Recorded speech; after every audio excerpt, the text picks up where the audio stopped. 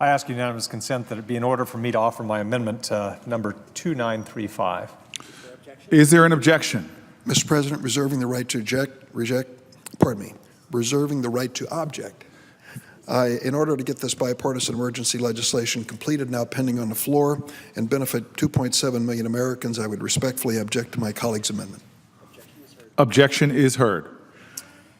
Mr. President, I ask unanimous consent that the quorum be dispensed with and I be permitted to speak as if in morning business. Without objection. Thank you, Mr. President. I think it's unfortunate that we're not allowing amendments to be offered here. If we're extending unemployment benefits, the least we ought to do is make it easier to find a job. And unfortunately, there's little in the legislation to do that. I'd like to talk about for a minute one area that we could offer some help and relief in. And just hearing some of the discussion over the past few minutes in this chamber, it seems that this chamber has become an echo chamber for happy talk about the Affordable Care Act.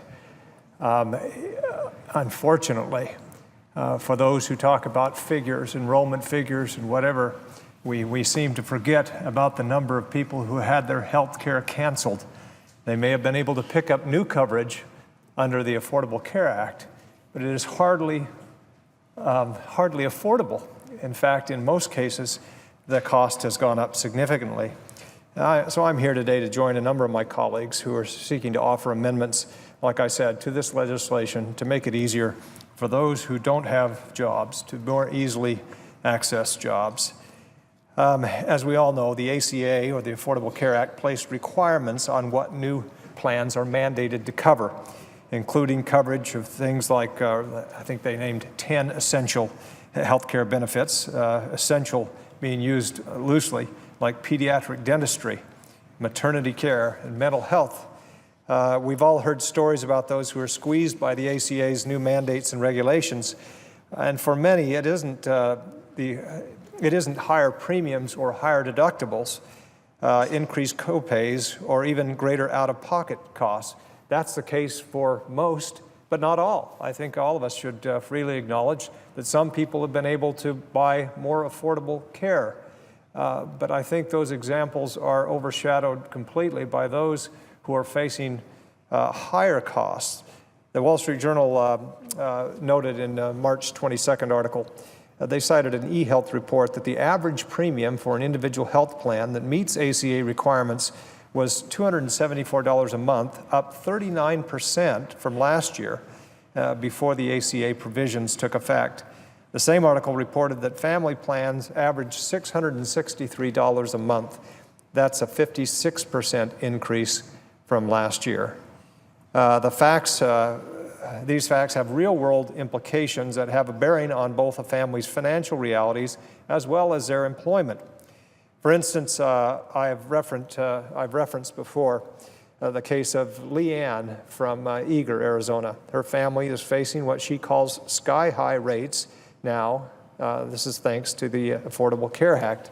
If it isn't bad enough, it looks as if she and her husband will have to put off buying their parents' business. In January, I introduced the ReLIEF Act as a response to the administration's announcement that those facing health cancellations due to the ACA will be able to enroll in catastrophic coverage.